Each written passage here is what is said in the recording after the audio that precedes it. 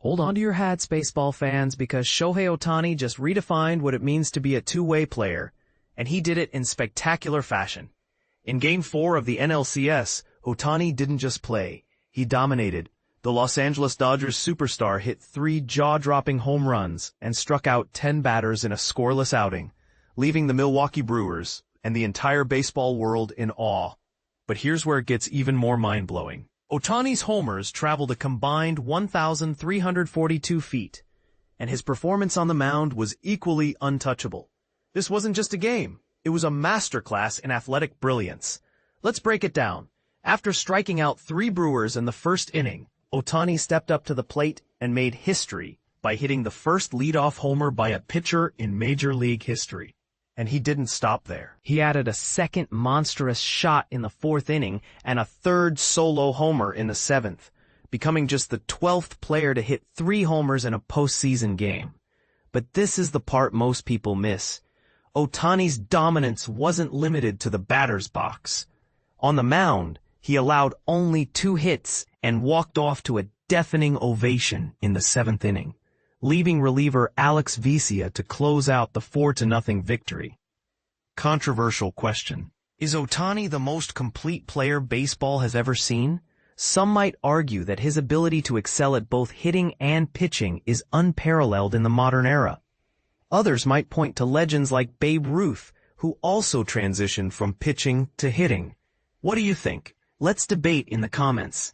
Ohtani's night was filled with milestones. His first homer, a 446-foot blast off Jose Quintana, ended an 8-game postseason drought and marked the first time a pitcher had ever led off a game with a homer.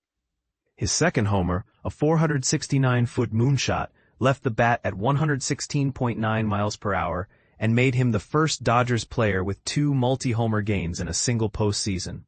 And this isn't just about power. Ohtani's precision on the mound was equally impressive. He struck out key Brewers batters with a mix of 100 miles per hour fastballs and wicked breaking pitches, proving that his two-way prowess is no fluke. But here's the kicker. Ohtani's performance wasn't just about stats. It was about breaking through adversity. Heading into Game 4, he was in a 6-for-38 slump as the Dodgers' leadoff hitter, and his last homer dated back to September 30th. Yet, he silenced the doubters with a performance for the ages. As manager Dave Roberts predicted earlier in the day, this is his opportunity to make his mark on this series, and so we're going to see his best effort. And boy, did he deliver. And this is the part most people miss. Ohtani's success isn't just about talent, it's about preparation. Balancing pitching and hitting requires an insane amount of off-field work, yet he's managed to excel in both roles. His teammates like Blake Snell and Yoshinobu Yamamoto have set a high bar with their own stellar performances, but Ohtani's ability to match and even surpass them is what makes him extraordinary. So, what's next for Ohtani and the Dodgers? With a 4-0 lead in the NLCS, they're on the brink of another World Series appearance. But the bigger question remains, can anyone stop Ohtani when he's playing like this? And if not, are we witnessing the rise of baseball's next legend? Let's keep watching and debating, because this story is far from over.